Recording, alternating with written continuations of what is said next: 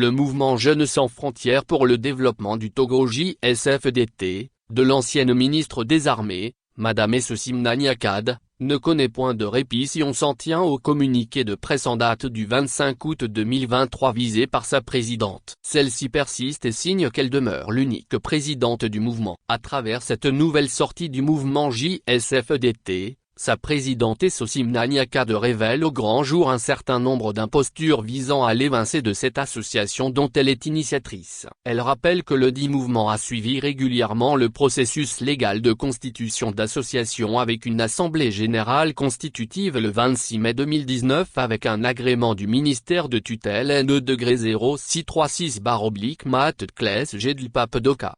Les ennuis du mouvement JSFDT auraient débuté à partir du 07 mai dernier, avec la décision du Conseil de surveillance et représentants de zone de la réorientation de JSFDT en une association apolitique et purement caritative. Dès lors, le secrétaire général du parti UNIR, parti au pouvoir au Togo, aurait fait convoquer au siège du dit parti des membres du mouvement qui ont été séquestrés de 8h à 16h et menacés de perdre leur travail.